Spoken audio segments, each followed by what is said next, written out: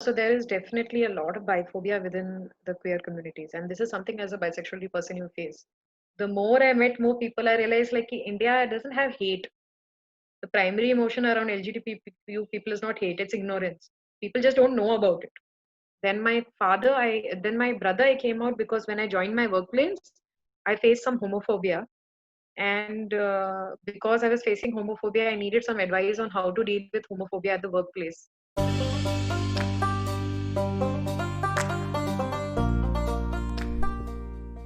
Namaste, everyone, and welcome back to my podcast, Stories You Should Know by Misty. Today's podcast is a celebration of Pride Month. The story you're going to hear today is of Sonal Jiani, an LGBTQ activist and an independent filmmaker. Sonal has been actively involved in the fight against discrimination of the LGBTQ community for the last 10 years. This podcast contains some sensitive information, so if you feel distressed at any point, please reach out to someone and talk about it. Also, this podcast was recorded over a Zoom call, and this time there were some serious network issues, so the audio quality might differ from the previous episodes. You can also watch this podcast on my YouTube channel. Just search for Tarushi Chaudhary and you will find it. This is episode 7.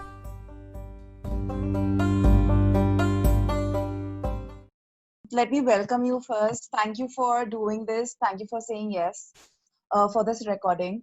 I'm very glad that when I first asked you to do this, the first response you said that absolutely. And when I said that there are going to be some difficult questions, you said the more difficult, the better. Yeah. Does Because I genuinely believe that, it's important to talk. Nahi to fir, I feel like empathy goes only so much.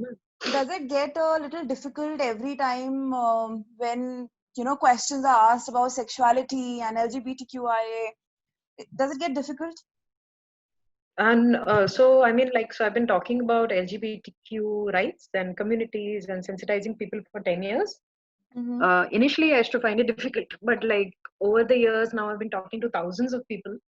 It's actually not difficult anymore. Actually, it becomes much more interesting when there are new questions, because there are certain questions which are frequently asked, so that keeps coming. But when somebody asks you a question in a different way, it kind of forces you to think. And I feel like the more challenging questions people ask, the better your own understanding sort of becomes. And I feel that, of course, some questions are difficult. Um, but I think more than feeling angry or upset about them, if it's like the same things asked over and over again, you feel like, okay, give me a new question. I want to start by asking you, how would you describe your sexuality? So I identify as bisexual and polyamorous. And when I identify as bisexual, I identify under the bisexual umbrella, which is the bi plus umbrella. So while growing up, I was attracted to men and women both. I've had relationships with men and women both. But as I started meeting different people from the community, I realized that I'm also attracted to sometimes non-binary people also, or transgender people also, but not everybody. So I don't identify as pansexual, but I identify as bisexual. So I am attracted to my gender and more than my other genders. And polyamorous meaning that I am attracted to multiple people at the same time, and I have also, not at the moment, but otherwise I have been in polyamorous situations where meaning I have more than one partner, and everybody is aware of the partnership, and they are all consenting to me having more than one partner. So there's no like hiding or anything like that. There's no closet in that. Right. How was coming out for you? How old were you when you came out to your parents? So I think like when it's come to coming out, I have come out. So I have in my family, I have my mother and my father. My mother is a homemaker. My father is in the defense. I have an elder brother, and I have I have a twin sister. So I'm very close to my twin sister. So I have come out to everybody at different times, not together. So when I came out to my sister, it was in college when I started having my first like kind of proper crush, which was very relationshipy. That is the time I told my sister. Her initial response was that she thought that, oh, like, you like girls, even I like girls. It's not like everybody likes girls, right? And I was trying to tell her, no, I don't like girls the way you like girls. I like girls the way you like boys. So initially, like, I mean, she was very like, everybody feels the same way. But later, when she realized the seriousness of it, I think that it was sort of, it took her a little time, but right now she's completely on board. When I got to, but I mean, I faced a little bit of homophobia in my college. And because of the homophobia and my mental health, I mean, I had a real mental health breakdown. So that's why I came out to my mother. So when my mother got to know, actually, I came out to her as having relationships with women and men. And both was difficult, because at that time I was just 18. And my parents, we were all brought up in a small town, and not really people my age were having open relationships. So I think both of it was very difficult for her. So she felt that I need to go for counseling. Because actually, when I came out to her, I said that I'm lesbian because I didn't know the word bisexual back then. This is 2007. So I didn't know that there is a word like bisexual which can describe me. And then my brother, I came out because when I joined my workplace, I faced some homophobia. And because I was facing homophobia, I needed some advice on how to deal with homophobia at the workplace. And I needed his advice, and I could not, take that advice without telling him the whole story. So I kind of came out to him, and he was very instantly supportive. And actually, he tells me later that he was more worried that I'm going to say something like I'm pregnant. But he was like pleasantly relieved, saying that, like, oh, I'm bisexual. So it was okay. My father, I came out to him in 2009 after the Supreme Court, after the first Delhi High Court judgment, which the first time the decriminalization had happened. That time I came out to him. Even his response was he was very supportive.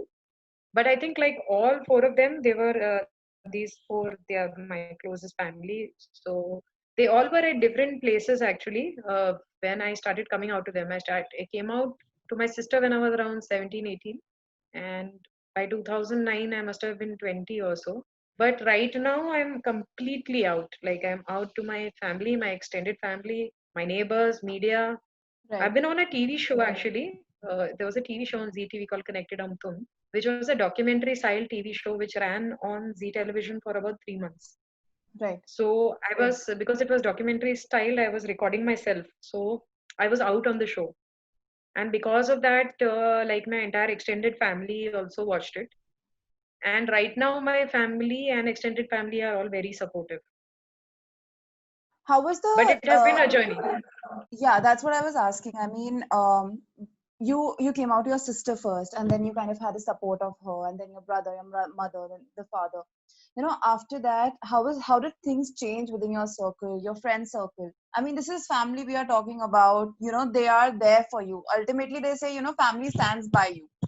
But when it comes to the circle, maybe your workplace, your friends, how did things change over there when they slowly found out?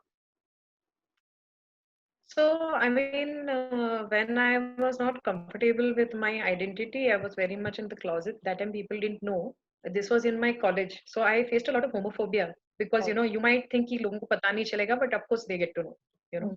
So, I mean, the word sort of like spread, and I faced a lot of homophobia from my classmates. I had the same problem in the first workplace that I joined. Because these stories sort of followed me about my sexuality, and I was not comfortable with my identity, so I was hiding it. So I went through a lot of unpleasant experiences actually. So just say for my in my college, there was this incident where somebody put my photograph with another girl, saying that are they a lesbian couple? And by the time I got to that forum and asked people to remove it, to my horror, like a lot of people had already commented on it. And when I asked the moderator to remove the poll, they said, "Oh, this is a matter of public interest. Nobody is interested in the group. This post has like a lot of traction." And I had to tell them that, like, first of all, you've not taken my photo. That is taken without my consent. And secondly, you're a moderator for a reason. You have to remove it. But it caused a lot of damage because after that, when I went into the college, like people were not talking to me the same way. They would start talking in whispers, like women would not come into my room, and the few friends whom I spoke to, because it was not It was just non-consensually done. The whole way they would talk to me about it was that it's just lust. You'll get over it, you know. And then when I went to the hotel, I thought that I'll hide this because I had such a bad experience in my college. So when people started like insinuating that I'm queer because I used to talk to my girlfriend a lot, I started changing the pronouns because I thought, kya hai, kuch puchenge to I'll just change the pronoun, make it from female to male. But then I found myself, I thought that it'd be not much of a problem, but then I found it was incredible to see how many times the reference came up. Like every single day I was lying, you know. Right. And that sort of like pushed me to feel very disconnected, and I became even more depressed because I thought that, oh, there's no way of escaping this. It affected my work also. Like I stopped, and I'm not proud of it. I stopped going to work. I became very depressed. I didn't even know I have depression because उस time पे counseling में mental health की बात नहीं होती थी, तो काफी depression था, and workplace performance काफी affect हो गया था. They demoted me and all of that. It was quite bad. And there was my manager who took me in and spoke to me and said that, like, what is your problem, talk to us. And then I told them that I can't bring my whole self to work because I'm queer. And when I came out to them, like, I came out to them because when they were asking me what the problem was, they assured me confidentiality. So I came out to them. Right. I trusted them, but they did not keep it confidential. And because it was not kept confidential, I started facing uh, like serious problems. Like, I would go into the lift and then my name would be there with sexual graffiti. If I went into the locker room to change, women would walk out, because they think, oh, lesbian is coming, so they are like, not changing in front of me. And then there was this one incident which like really pushed me to the brink, which was that they were dropping me back, and the driver, because all these people would discuss all of this, driver showed me a porn clip. And I was like petrified and mortified. Like, I could not even speak. But somehow I saw like a coffee shop while the car was passing. He skipped he was supposed to drop me home, but he took another route and showed me this. And I didn't know how to respond, react to it. And luckily, I saw McDonald's on the road, and it was open at that point of the night. I asked him to stop there. I had a coffee. I came back to the same guy and told him to drop me home without incident, or I would complain to the manager. And when I did complain, they were like, oh, why is it just you? And why is this only happening with you? It's not happening with other people. So I had to sort of leave it. And I was in a very bad place because of my educational institute and my first workplace. I thought that, what is my life like sort of going to be? And I was very depressed because I felt that I cannot work in a workplace. My parents were also telling me, like, come back and you don't need to work. But luckily for me, that pushed me to go into counseling. And I found a great therapist who was able to help me, work with my depression. And we realized that I have a lot of shame attached to my sexuality. And because I was so ashamed, like, a lot of these things I could not challenge head on.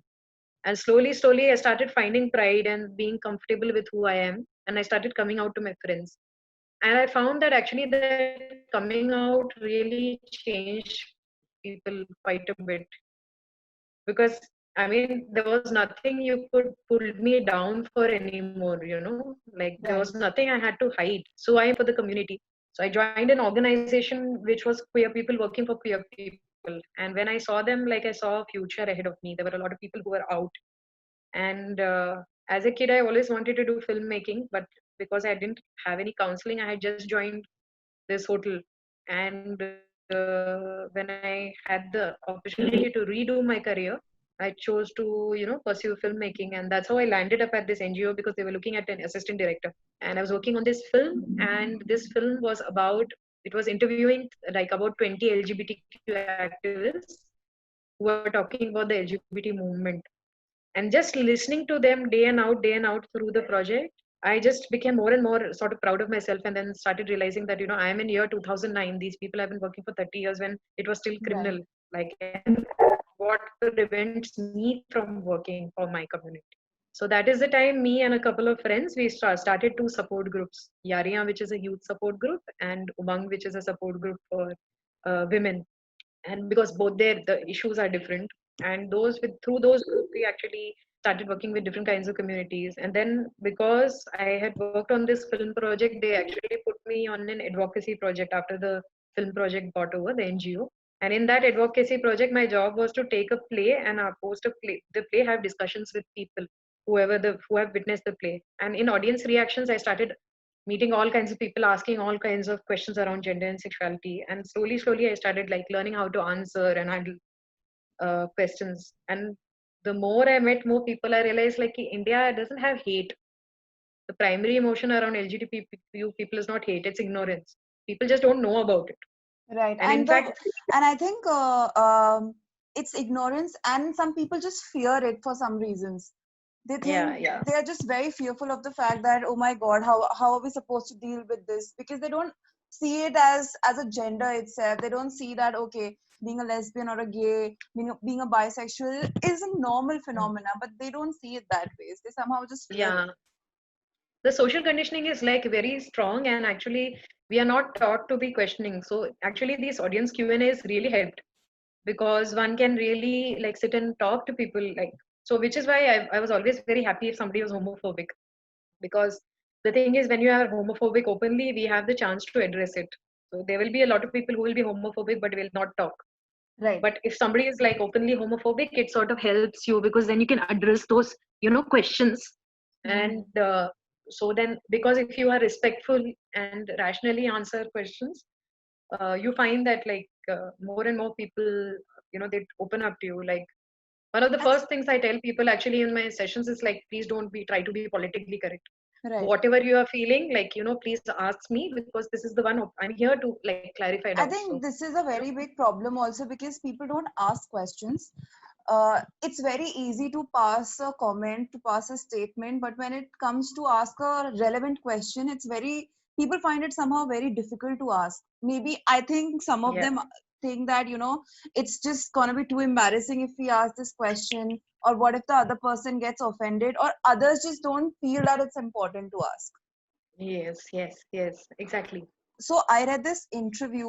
Let me just quote this thing to you because I wrote it down specially. So I read this interview of Dariz Akhan.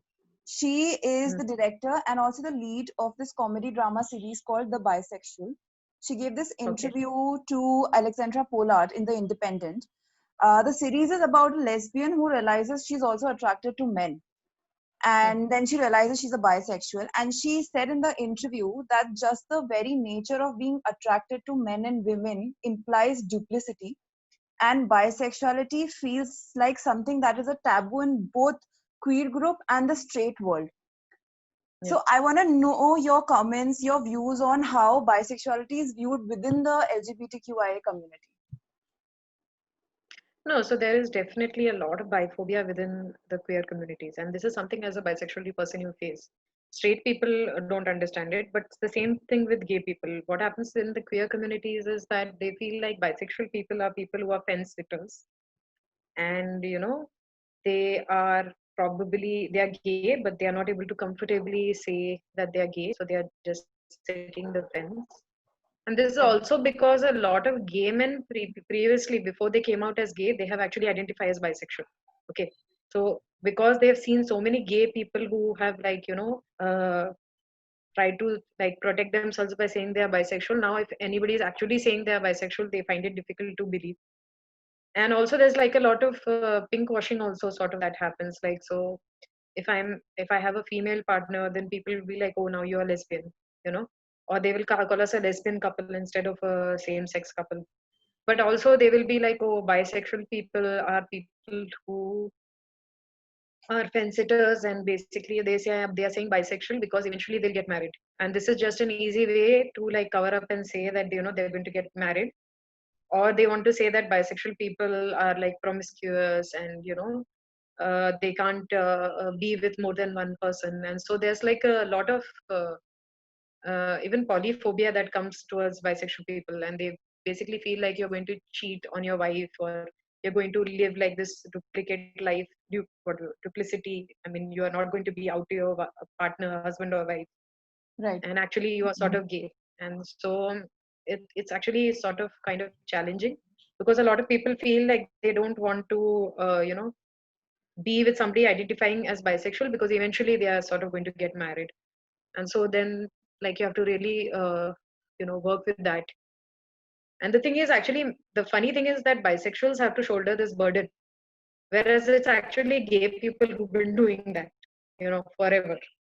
And which is funny, like, gay people are not questioned, but bisexual people who want to be honest about their sexuality are questioned about this, and they are held accountable, for the actions of gay. And there's this entire one struggle with the world, and then entire one struggle with the entire community. It's just too much at a time. You just spoke about the few challenges which the bi community faces within the community itself.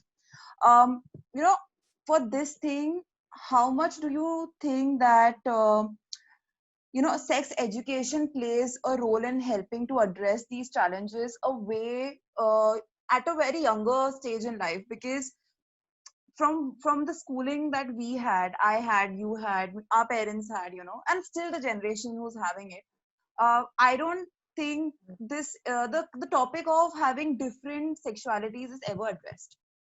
No one addresses it, especially in school time. How important do you think it's very important? It should be there to tell the kids at a very younger age that it's okay to identify with any gender. It's okay to understand your sexuality. Yeah, so I think, like, when it comes to gender roles and gender norms, because like, even kids recognize it. So it's something like gender roles and gender norms are something you should start talking to children between 5 to 12, and as soon as they are reaching adolescence, we must talk about sexualities, and not just homosexuality, heterosexuality as well. Because for even heterosexual people, in fact, any sexual person, there's a lot of shame around love, sex, and desire. And what we are finding, so I used to work on a project called Agents of Ishq, which is a project on love, sex, and desire. And what we found was, like, even in the sex education classes, what would happen was people would talk in context of, say, safety, or from the context of violence. So they would talk about child sex abuse or about HIV, and talk to people in that sort of context, but they would not talk about love and desire. They would not address infatuation. They would not address crushes. So Right. which put, like, a lot of people in a tricky place, because, like, at one level you are telling people what is unsafe sex, but you have not given them negotiating tools. So they're having partners who are kissing with them. They are not able to, I mean, they also want to kiss, but Right. they don't know But how to, like, negotiate. no one talks about the needs. It Yeah, actually, so all this comes in basic body needs. If you talk about sex, it's a yeah. body need, but no one wants to talk about it. Yeah, and also, like, see, when you don't talk about the positive facets of love, sex, and desire, then people grow up to have shame around their body, around their sexuality. So it's not just homosexual people; even a lot of heterosexual people, they are not body positive. Or when they Right. have their first feelings of, like, a great, sexual experience, they might actually feel like a lot of shame. So it's important that we start talking about sex, and not just isolate it as the sexual act, but talk about love and sex and desire together, and about different kinds of love. And this should obviously, and like, these conversations need to be had, like, age appropriate also. I mean, because, and that is something that you have to figure it out.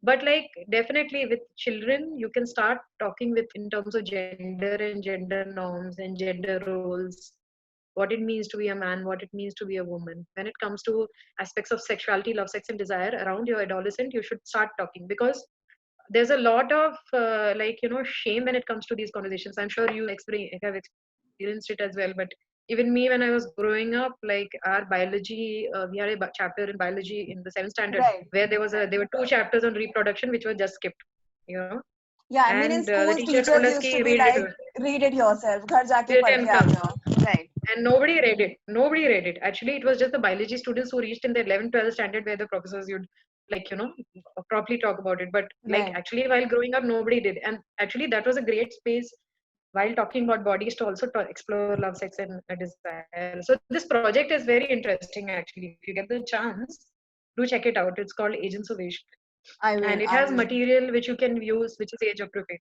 Yeah, yeah. And now you have been working towards making people more aware about the entire issue since I think now past 10 years. It's Yes. almost 9-10 years now. For me, the world is changing very slowly. For right now, the understanding of people for general issues is also at a very slow pace.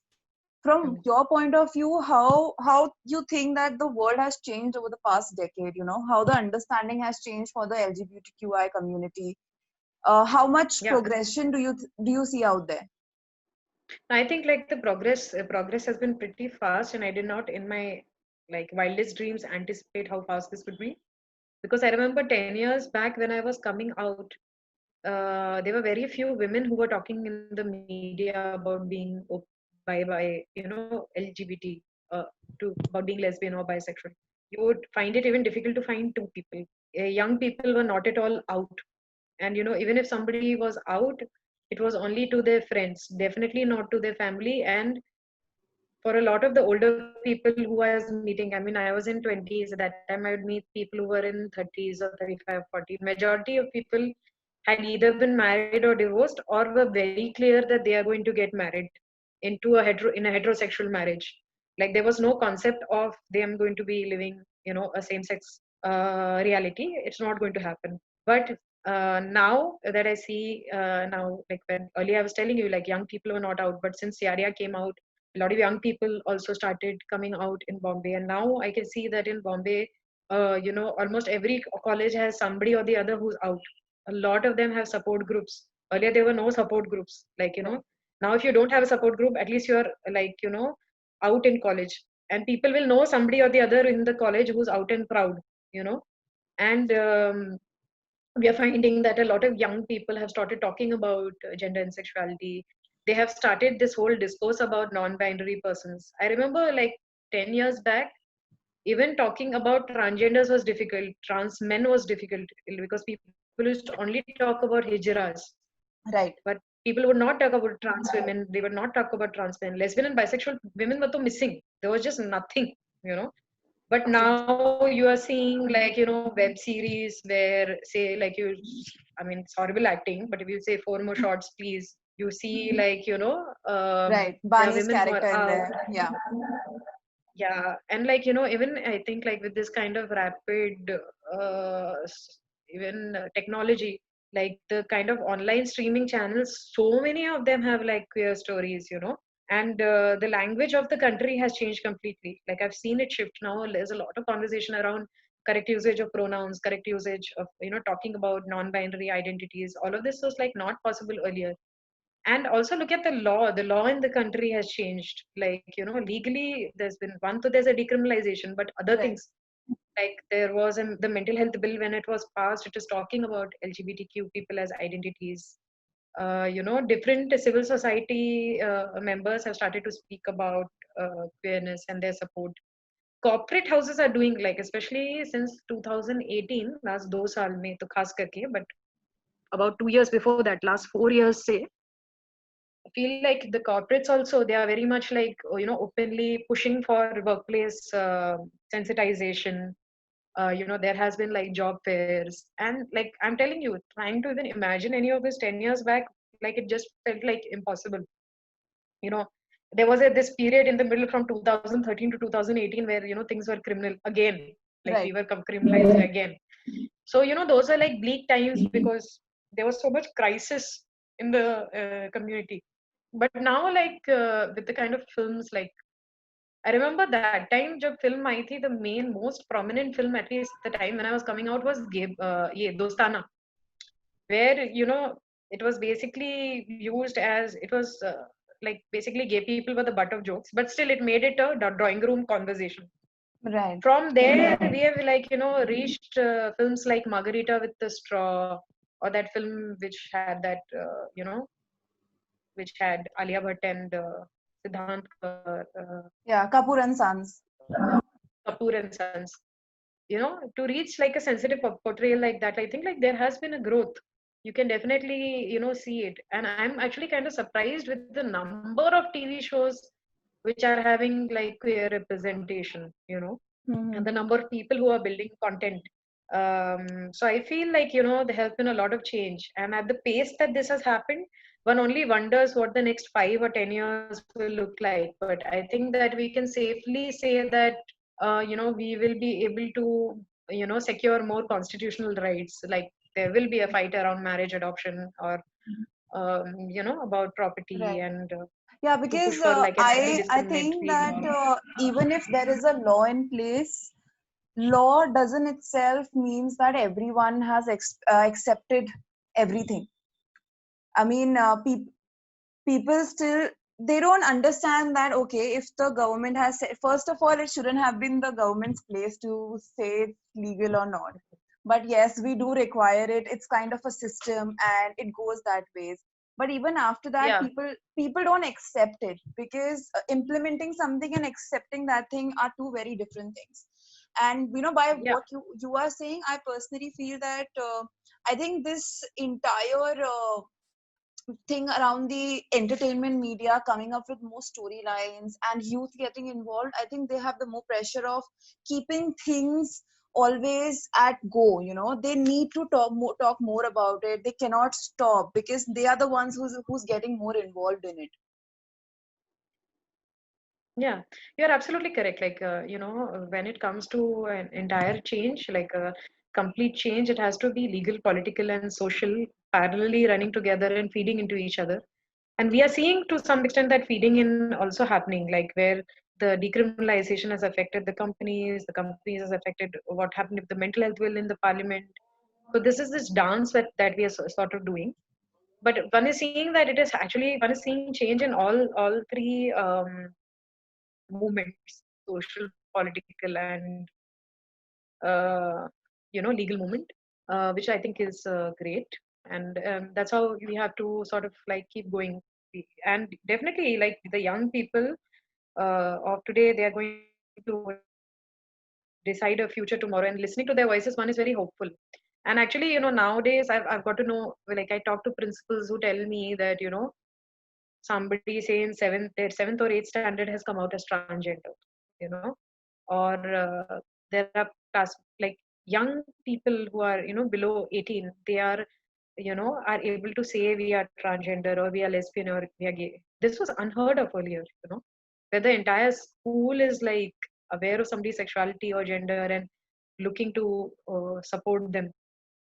And yeah, which is why like it looks like quite promising to me. And now when I see young people come out, one, so they are already out to their friends, and their conversation is like, how do we come out to our parents? So they are clear that they have come out to their parents, and it's not like earlier where like there's no chance we are going to come out to our parents. Now the young people are like, they are out to their going to discussing how to come out to their parents, and they are already out in their college or their, educational space or their Right. workspace. And which is what makes India an interesting movement. Like unlike other countries, like if you go to Western countries, there's a lot of uh, you know stress put on individualism. So people leave their house, make their life on their own. So it's easy Like to after be 18, they open. have to go out and they have to have Yeah, their own life and own place. exactly. But India में ऐसा नहीं है. Like we are usually very much like, if we have to come out, our entire family has to come out with us, right? That's Which true. is That's why very I feel nicely put. like, so the social change will happen in a very different way and an all-encompassing way, because the more people are coming out, the entire family has had to, come out. Unlike earlier, where they can just go into like another separate community and like, like that. Sona, do you So think like that India is, sometimes you have this kind of a pressure now, pressure or let's say responsibility? I think responsibility is the correct word. Do you think now you have a responsibility of talking about the issue, talking about the myths attached, bursting these bubbles and helping others to come out? Do you have that kind of responsibility now, because people know you are a public figure, people associate with you, they say okay fine, they read about you, they talk about you, they see your videos.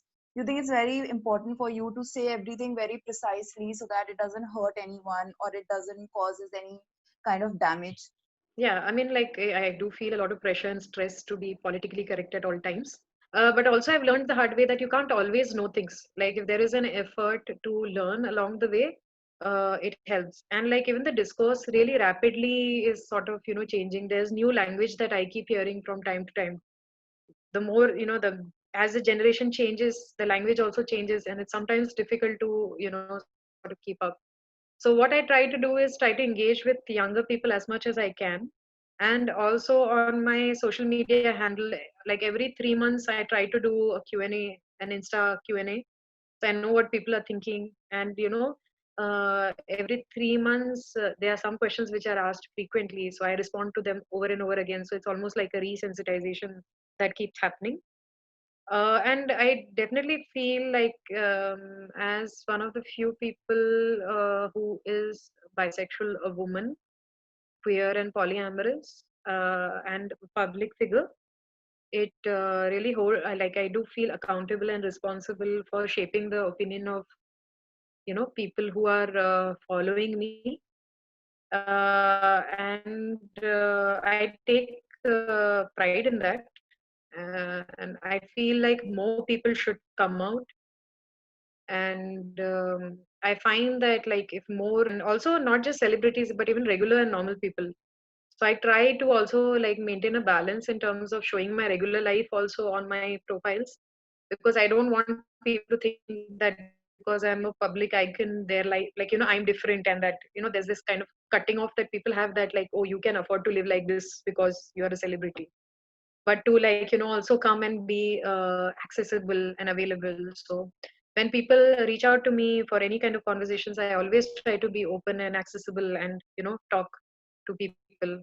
And uh, and I feel accountable also, because I think that when I was coming out, for me, people from the community were available, and because I was in the company of people who were out and proud, I have been able to realize a life and potential which I had never imagined. So I would like to, give back.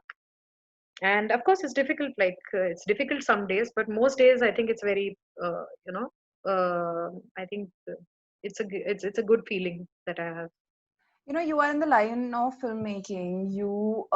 Do you think that if more of Indian celebrities come out and talk about it openly, like people do in West, they're very open about their sexuality, and with their partners, they get married, they walk red carpets. It's very open. It's not like something you can't talk about it. Do you think if more of Indian celebrities, because India में actor भगवान है जो कि it's a fact now for people, if they come out and they talk more openly about it, people would start being okay with the fact, with the knowledge. Definitely. नहीं, मुझे लगता है कि definitely, like, celebrities who are queer, they should start coming out. There are very few people in the industry who are out. So I mean, some people need to make the brave move and actually start coming out. But like I think, like I can safely say, in the last 5-6 years, the more and more we see, like it is now no longer unsafe to come out. It's And there are such great examples of people around you, even who are in regular walks of life, out. So celebrities should really come out. There is a sometimes celebrities feel that, or especially actors feel that they will lose following, they will lose producers, they will lose an audience if they are true to their sexuality. But the thing is, more and more, if you look at especially online streaming platforms, the world is now ready for queer people to come out. Right. So they really need to come out, and I think like it will really positively influence. No, this was about the entertainment, how entertainment plays a very important part. I want to know what are the some of the most commonly asked questions to you by someone who, anyone. I mean, not just someone. Most commonly asked questions to you when you're there and in the event, when someone meets you, someone new meets you. What are the questions that people really want to ask? Hmm. So one of the things is that, can you cure it? So they actually ask that question. Yeah, that if if they can change it. And then there are questions like, somebody was identifying earlier, now they identify like this now. So what do you have to say for that? Then there are questions around, one is this, like, but then also questions around, like, they don't understand the terminology, they don't understand about their bodies, about hijras, and also stuff which are myths around hijras, like their powers of their blessing, and asking questions about the hijra population, that how does it work, why do they need to beg, or the people have problems with hijra community begging and forcefully extracting money. These are some questions that come around hijra. But when it comes to lesbians and queer people, one of the other things that we hear a lot is that why do you need to talk about it in your workplace or around you? We are not talking about being straight, so then why do you need to talk about being gay? So these are some of the very common ones that come in my chat box. There are a lot of questions asked around the sexual act itself, like how do people have sex? People have genuine questions, like how do people have sex, and there are also like myths about bodies. So they might feel like does a lesbian have a male body? So they have like there's a lot of confusion in terms of the sex, gender, and sexuality. There's a lot of confusion and myth around that. So yeah, those are the things that like immediately come. But when it comes to hijra community, a lot of it's rooted in a lot of superstition, uh, a lot of myths around that community. And also when it comes to women, immediately there's a sexuality that is attached to it, and people are like, where basically they want to explore threesome. So where can they find women who will have sex with men? This is something that keeps constantly coming into my inbox. So then you have to like calmly and comfortably address all of that. It requires a lot of patience. I mean, I cannot even imagine how much patience it requires to answer these questions, but hats off to you for answering these. This is about something that people actually genuinely want to know. What about the kind of hatred you get? And I really want to know how do you deal with it? How do you deal with the negative emotions? How do you deal with people actually hating it? So homophobia ranges from maybe having a prejudice, maybe having a fear around people, feeling anxiety, feeling scared, to very extreme feelings of hate, wanting to be violent, physically violent, and feeling like, oh, this is something that needs to be changed because we are uncomfortable.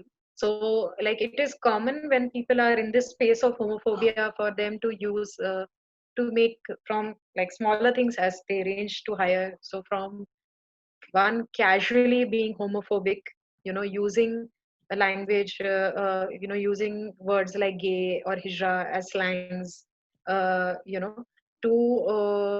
not being comfortable if somebody in their family comes out, or to make fun of someone whom they think is feminine or masculine, to reaching a place where they might want to beat up people who come out as queer, especially when it comes to families, because they feel like they might, if the person comes out, or because of what they are facing social shame, shame from the society, they might want to beat up people. Extreme cases, they might, like with women, they would want to do corrective rape, um, take them to shock therapy, get shock therapy done, take them to babas. And this is the kind of homophobia that kind of comes different ways. Like what has helped us sort of address it is that you have to work at multiple levels. You have to, one, sensitize the queer people themselves to have agency to be able to speak and clarify misconceptions. But with families, there are different levels. You can either connect them to parent support groups, or take them for sensitizations, give them books to read, give them films to watch. But when I'm face to face with somebody who's homophobic, and if it is in a dialogue, I usually give them a patient listen and try to understand and dig little deeper, that where is the homophobia coming from? Is it rooted in an incident? If it is rooted in an incident where they might have felt harassed by somebody from the same sex, then we address it and talk about it. I found that a lot of people feel that, oh, if like homosexuality is allowed, then gay men will touch us. Like for men it is that. So then you have to talk to them and tell them that, so like if you look at even, I mean, that logic doesn't apply, because if you look at, say, women, we are touched by men all the time, but we are not thinking that all men are going to be, we are not painting the entire heterosexual community in Right. the In the bad colors of light. Yeah. so usually what I do is, when I even have sensitization sessions, one of the things that I ask right in the beginning of these sessions is, what was your first reference point of somebody who's queer? And that tells a lot, actually. Like, I found a lot of people, as kids, my parents might have told them ki, hijras are going to, if you misbehave, hijras will come and pick you up. And that as you grow up, like, that myth has never been dispelled. Like, if a child is growing up, you tell them keep quiet, otherwise the police will come and pick you up. As they grow up, they realize the police is not going to pick you up, but they don't really have interaction with the hijra community, to realize that that is a myth. True. So it really helps to sort of talk it through with people. And this I've learned over the years. Like, initially I would feel that somebody is homophobic is probably very closed, and I would not be able to even hear the first few sentences. But when I changed my perspective to the person who's talking to me is actually coming from a lens of fear. They're very afraid themselves, and that we have to address that fear. It completely changes the way you talk to people. And I have found an incredible difference when you have a patient and listening here, and you come to find out a lot of very very interesting reasons. Most of them are deep seated and deep rooted in social conditioning, something they've never questioned or not challenged. I mean, there are, like, at least in India, the number of people whom I have kind of spoken to now ranges in thousands. I have found that actually Indians are very open to conversations. And like I said, na, majority of them, they don't have hate. It's mostly ignorance. Pata hi nahi hota hai. They don't know. So I noticed that if you are a regular person who has no connections to the LGBTQ community, you would have just, like, had heard the queer community news around them, but not really paid attention. I like urge people to come out. If you sort of come out, people, like, it's important. That's why identity politics are so important, because unless you don't identify as queer or bisexual, like, the assumption is that everybody in the room is straight. So which is why important that queer people should come out, talk about their experiences, and they should be given the platform to talk about gender and sexuality.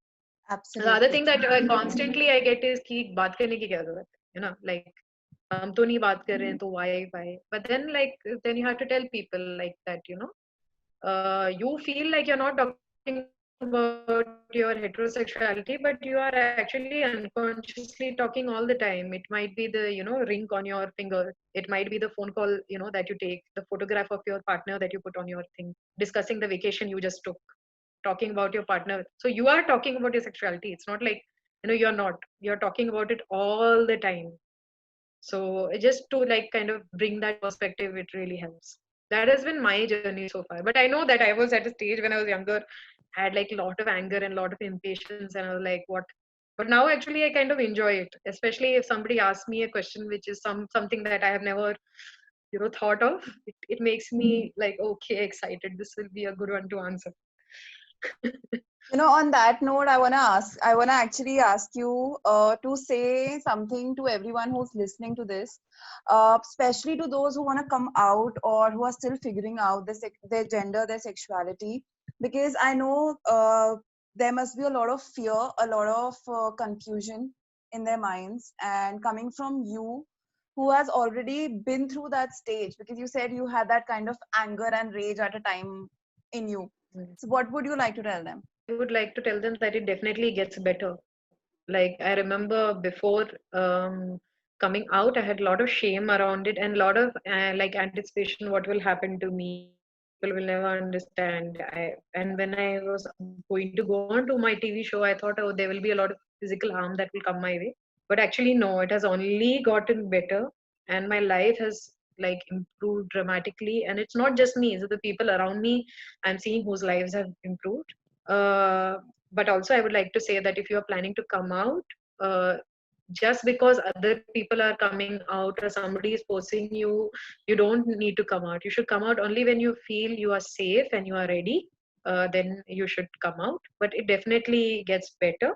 And the other thing that I want to tell allies is that, like, if you are an ally, if you're a friend, if you're not queer, if you see somebody who is, bullying queer people, you must stand up against it. A lot of times, when violence or bullying happens, we are, bystanders to all of that. But it's important that you kind of step up and ask people not to bully, because for you it might be a small action, but for the queer people around you, they notice who is talking. If you're not able to address bullying head on, then don't be a bystander. Move out of a conversation.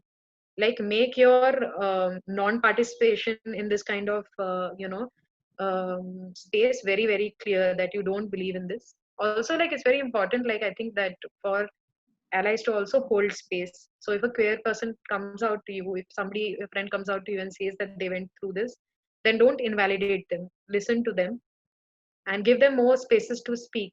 And so, which is why I'm really glad, Tarushi, that we are having this conversation, because you are actually using your platform to talk about queerness, and I think that's really great. And that's what most other people should be doing. They should be talking about this, because only when we start talking about gender and sexuality, only it's going to reaffirm that it's all right to be queer, and we need that kind of positivity around to make it normal to talk about this.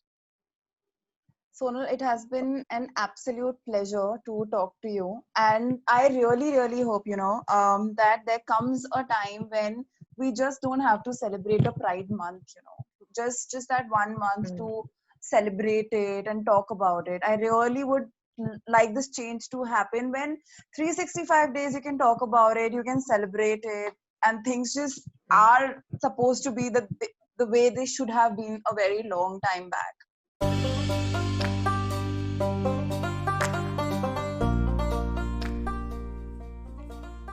That was Sonal, and this was her story. Sonal's story is what makes us think hard about the importance of working towards reducing discrimination based on gender identity, and the importance of educating the community and to improve the well-being of people of all gender identities and expressions. Last week, I received a very special message from Jennifer Gadgil. Her message read, "Hello Tarushi, Rucha, the doctor you interviewed, she was my student and had taught her English in standard 8th, 9th and 10th. It was wonderful to hear her speak with confidence.